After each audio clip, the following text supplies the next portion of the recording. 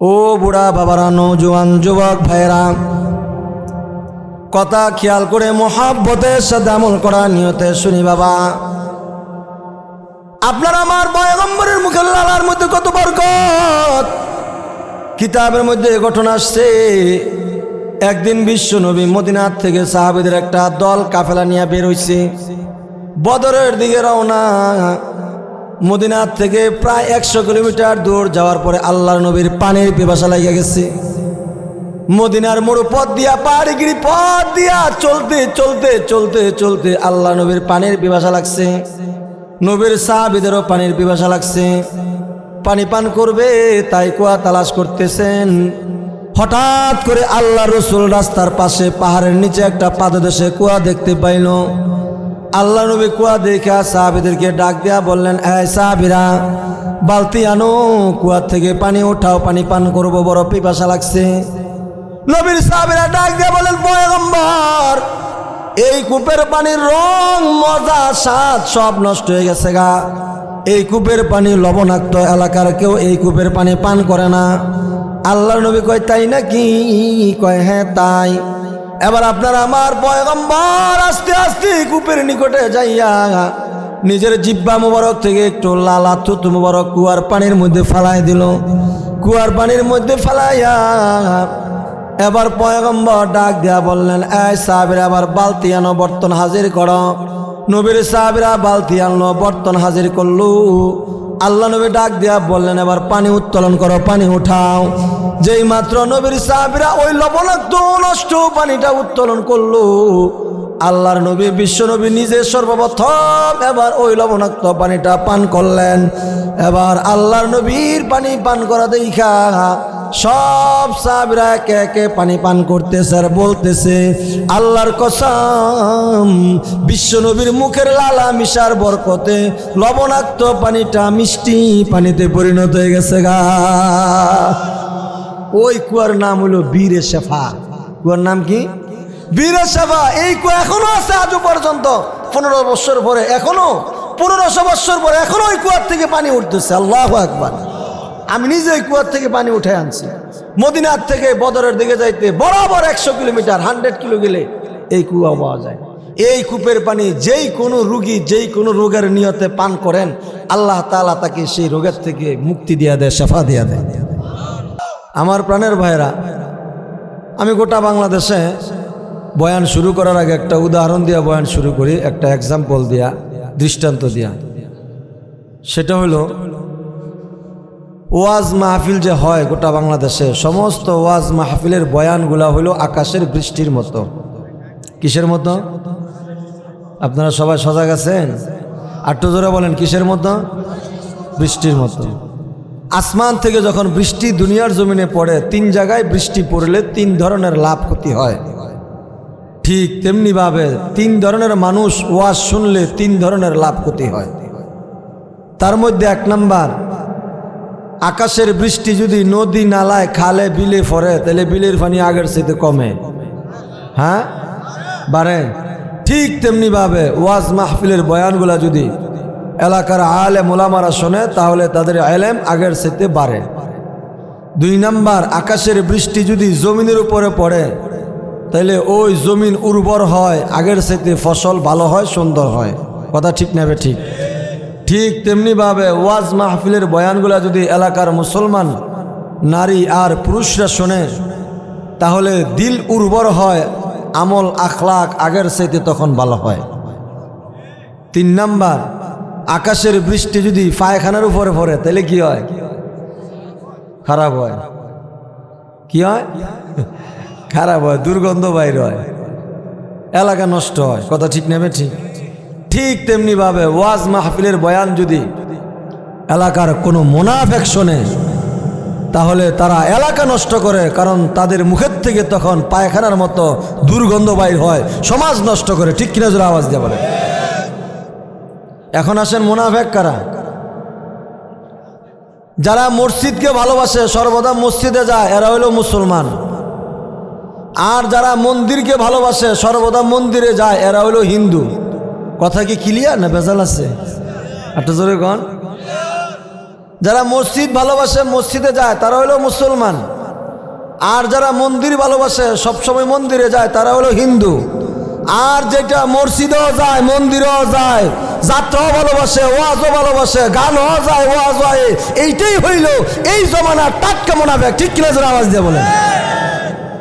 এমন মুনাফেক আপাতত আমাদের এলাকায় আলহামদুলিল্লাহ নাই। হ্যাঁ আছে, এমন অনেক মুনাফেক আছে আপনার আমার ফাঁসে। কথা ঠিক না বেঠিক?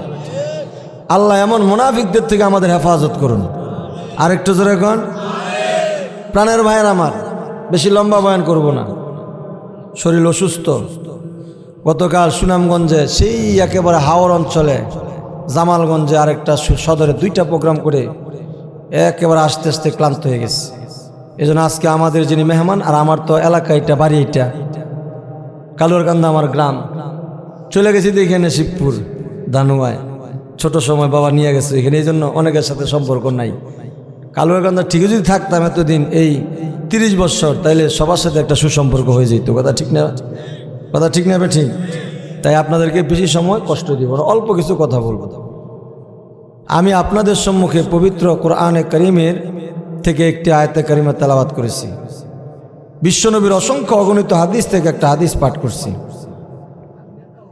আমি যে হাদিসটা পাঠ করছি, এই হাদিসটা আল্লাহ নবীর থেকে রওয়ায়াত করেছেন নবীজির একজন প্রিয় সাহাবী হযরত আবু হুরায়রা রাদিয়াল্লাহু তাআলা আনহু। সাহাবীর নাম কি বললাম? এই যুবক ভাইরা জোরে বলো, সাহাবীর নাম কি? কারণ তোমরা আই লাভ ইউ, তোমরা আমি খুব ভালোবাসি। খালি তো নেইমার আর মেসিরে চিনো, রোনাল্ডোরে চিনো, এ খালি চিনো না, এমন চিনা চিনো। এবার রোনাল্ডো নেইমার যে স্টাইলে চুল কাটে, আমগর যুবক এই স্টাইলে চুল কাটে। কথা ঠিক না ঠিক? মেসি যেই গেঞ্জি পরে, এবার আমাদের দেশের যুবক ওই গেঞ্জি পরে। অথচ মুসলমান নবীর উম্মত 50 টাকা দিয়া সুন্নত মোহাব্বত করে টুপি কিনতে পারে না। একজন কাফের বেসনমাদের তাদের নামে 5000 টাকা খরচ করে পতাকা বানাইতে পারে আমাদের দেশের মুসলমান। কথা ঠিক না ঠিক?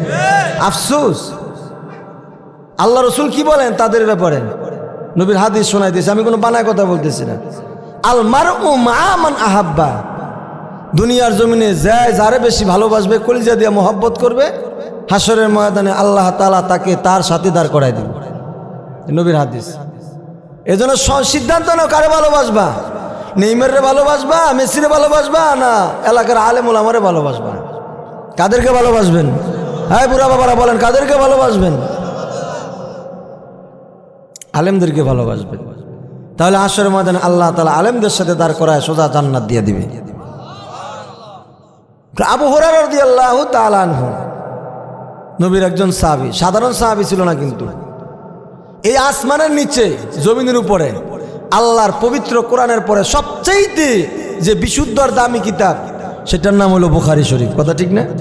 সেই বুখারী শরীফ খুললে পৃষ্ঠায় পৃষ্ঠায় হাত্তাকে লাইনে লাইনে যার নাম পাওয়া যায় তিনি হইলেন হযরত আবু হুরায়রা। জোরে কন্যা সুবহানাল্লাহ। ওনার আরেকটু পরিচয় দিই, তাহলে দিলের ভিতরে আজমত মোহাব্বত আরো বাড়বে। হযরত আবু হুরায়রা নবীজির এমন একজন সাহাবী ছিলেন যিনি বিশ্ব নবীজির থেকে 2টা বিশেষ নিয়ামত পাইছিল। জোরে কন্যা আলহামদুলিল্লাহ। কয়টা নিয়ামত পাইছিলেন? 2টা। এই 2টা নিয়ামত কি কি আমাদের সবার জানার দরকার আছে না নাই?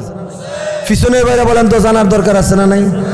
কার কার জানার দরকার নাই? একটু হাত তুলে দেখান তো। দরকার নাই? তুললো তো, হাত তুলো যায়।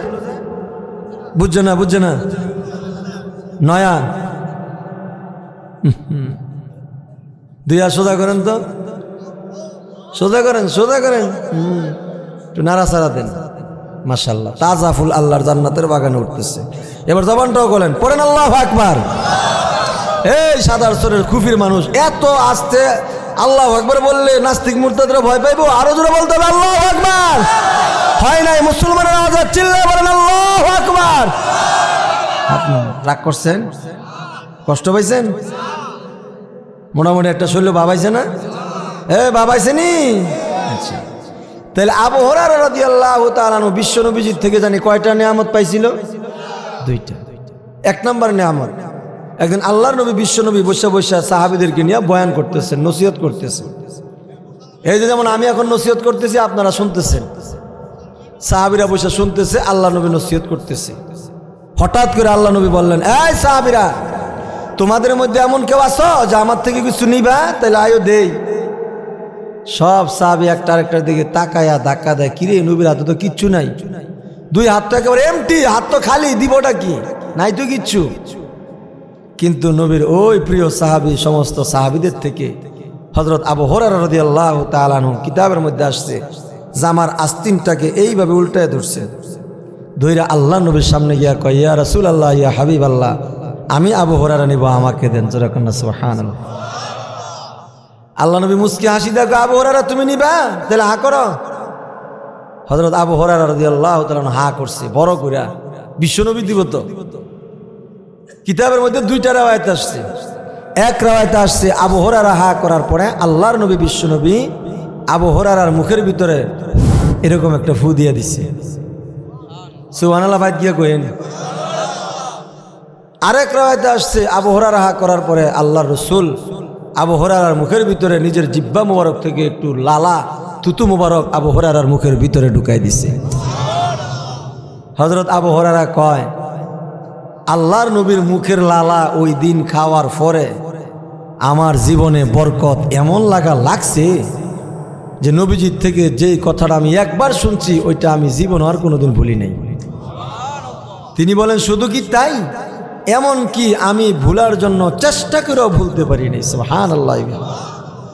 কারণ আল্লাহর নবীর মুখের লালার মধ্যে একটা পাওয়ার, একটা বরকত আছে না নাই? এটা কি আপনার আমার মুখের লালা? আপনার আমার মুখ দফচ্চা নষ্ট হয়ে গেছে গা বিড়ি আর সিগারেট টানতে টানতে, ঠিক কিনা? জোরে আওয়াজ দিয়ে বলেন। এরপরে কি টান মারে রে, হাসেন। প্রতি টানে সুখ টান, প্রতি টানে কি টান? নাউজুবিল্লাহ কইতেন না? বিড়ির প্রতি টানে সুখ টান না মরণ টান? আরো জোরে বলতে হবে, সুখ টান না মরণ টান? এরপরও দেখবেন আমাদের সমাজের কিছু মানুষ সকালে ঘুমুতে উঠতেই ডাই না তো বদনার বামা তো বিড়ি লইয়ে দৌড় মারে। এক হুজুরে জিগায়, কিও বিড়ি আর বদনা লইয়ে কই যাও?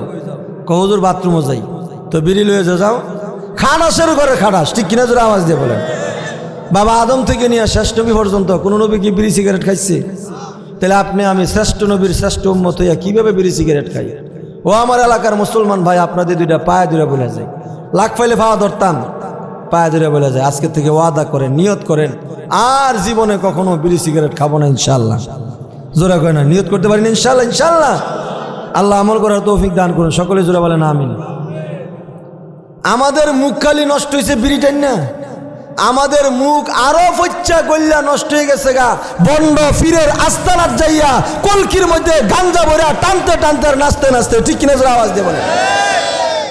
এমন নাচন নাচে কোন সমাজে ফিন্দনের কাপড় খুললা থাকে এটা বলে কইতে না। কথা কোন ঠিক নেবে? ঠিক। শুধু কি তাই, আবার বাবার পায়ের মধ্যে সেজদা দেয়, মাজারও সেজদা দেয়, আছে না নাই? জোরে বলেন তো মুসলমানের আওয়াজে, যে মাজারে আর বাবার পায়ে সেজদা দিলে ইমান আয় না যায়? আরো জোরে বলতে হবে, আসে না যায়? দুই একটা লাইন কইলাম, না রাগ করবে না? বার খাজার শরণে কত সেজদা পড়ে চরণে, খাজার শরণে কত সেজদা পড়ে চরণে, গাজা খাইয়া নাচতে নাচতে রয় না কিছু পড়নে, গাজা খাইয়া নাচতে নাচতে রয় না কিছু পড়নে, কত সেজদা পড়ে চরণে, খাজার শরণে কত সেজদা পড়ে চরণে। আছে না নাই? জোরে কোন ঘুমায় গেছে, আছে না নাই? মাজারে মাজারে হায়রে কত কাঁদে মাসে ভাই, নামাজ রোজা দূরের কথা একটার মুখ দাড়ি নাই। মাজারে মাজারে হায়রে কত কাঁদে মাসে ভাই, নামাজ রোজা দূরের কথা একটার মুখ দাড়ি নাই, একটার মুখ দাড়ি নাই। গুল্লি পারবেন সন সিগারেট একটার পর একটা টানে, গুল্লি পারবেন সন সিগারেট একটার পর একটা টানে, কত সেজদা পড়ে চরণে, খাজার শরণে কত সেজদা পড়ে চরণে, গাঞ্জা খাইয়া নাচতে নাচতে রয় না কিছু পড়নে, গাঁজা খাইয়া নাচতে নাচতে রয় না কিছু পড়নে, কত সেজদা পড়ে চরণে, খাজার শরণে কত সেজদা পড়ে চরণে। ঠিক বললাম না ভুল বললাম? এদের কাছে গেলে পরে ঈমান, আমল, জান্নাত সব বরবাদ হয়ে যায়। কথা ঠিক কিনা জোরে আওয়াজ দিয়ে বলেন। আমরা যাব তো হক্কানি পীর বুজুর্গ আহলুল্লাহ, আহলে দিল যারা, তাদের সোহবতে যাব। আমরা যাব তো সন্দীপের হযরতের কাছে যাব। আমরা যাব তো আল্লাহর কুতুব চরমানের ওলির কাছে যাব। আমরা যাব তো নানুপুরের পিসা বুজুর্গের কাছে যাব। ঠিক কিনা জোরে আওয়াজ দিয়ে বলেন। যেখানে সেখানে গেলে ঈমান থাবা দিয়া কাইরা লয়ে যাবো গা। কথা ঠিক না বে ঠিক? আল্লাহ তাআলা আমাদেরকে সহি বুঝদান করুন। সকলে জোরে বলেন আমিন। আরেকটু জোরে কন। কিন্তু আল্লাহর নবীর মুখের লালার তো একটা বরকত আছে, একটা পাওয়ার আছে। কথা ঠিক না বে ঠিক? কেমন বরকত, কেমন পাওয়ার? ও বুড়া বাবারা, নওজোয়ান যুবক ভাইরা, কথা খেয়াল করে মহাব্বতের সাথে আমল করার নিয়তে শুনি বাবা। আপনার আমার পয়গম্বরের মুখের লালার মধ্যে কত বরকত। কিতাবের মধ্যে ঘটনা আসছে, একদিন বিশ্ব নবী মদিনার থেকে সাহাবীদের একটা দল কাফেলা নিয়ে বের হইছে, বদরের দিকে রওনা। মদিনার থেকে প্রায় 100 কিলোমিটার দূর যাওয়ার পরে আল্লাহর নবীর পানির পিপাসা লাগিয়ে গেছে। মদিনার মরু পথ দিয়া, পাহাড়িগিরি পথ দিয়া চলতে চলতে চলতে চলতে আল্লাহ নবীর পানির পিপাসা লাগছে। নবীর সাহাবীদেরও পানির পিপাসা লাগছে, পানি পান করবে, তাই কুয়া তালাশ করতেছেন। হঠাৎ করে আল্লাহ রসুল রাস্তার পাশে পাহাড়ের নিচে একটা পাদদেশে কুয়া দেখতে পাইল। আল্লাহ নবী কুয়া দেখা সাহাবীদেরকে ডাক দেয়া বললেন, এই সাহাবীরা, বালতি আনো, কুয়া থেকে পানি উঠাও, পানি পান করব, বড় পিপাসা লাগছে। নবীর সাহাবীরা ডাক দেয়া বলেন, পয়গম্বর, এই কূপের পানির রং, মজা, স্বাদ সব নষ্ট হয়ে গেছে গা। এই কূপের পানি লবণাক্ত, এলাকার কেউ এই কূপের পানি পান করে না। আল্লাহর নবী কয়, তাই নাকি? কয়, হ্যাঁ তাই।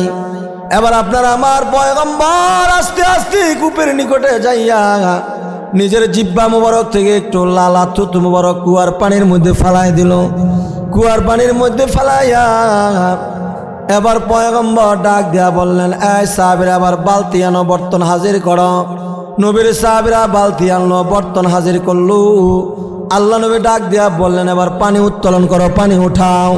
যেই মাত্র নবীর সাহাবীরা ওই লবণাক্ত নষ্ট পানিটা উত্তোলন করলো, আল্লাহর নবী, বিশ্ব নবী নিজে সর্বপ্রথম এবার ওই লবণাক্ত পানিটা পান করলেন। এবার আল্লাহর নবীর পানি পান করা দেখা সব সাহাবীরা একে একে পানি পান করতেছে আর বলতেছে, আল্লাহর কসম, বিশ্ব নবীর মুখের লালা মিশার বরকতে লবণাক্ত পানিটা মিষ্টি পানিতে পরিণত হয়ে গেছে গা। ওই কুয়ার নাম হলো বীরে শেফা। কুয়ার নাম কি? বীরে শেফা। এই কুয়া এখনো আছে আজও পর্যন্ত। 15 বছর পরে, এখনো 1500 বছর পরে এখনো ওই কুয়ার থেকে পানি উঠতেছে। আল্লাহু আকবার। আমি নিজে ওই কুয়ার থেকে পানি উঠে আনছি। মদিনার থেকে বদরের দিকে যাইতে বরাবর 100 কিলোমিটার, 100 কিলো গেলে এই কুয়া পাওয়া যায়। এই কূপের পানি যেই কোনো রোগী, যেই কোনো রোগের নিয়তে পান করেন, আল্লাহ তাআলা তাকে সেই রোগের থেকে মুক্তি দিয়া দেয়, শেফা দিয়া দেয়।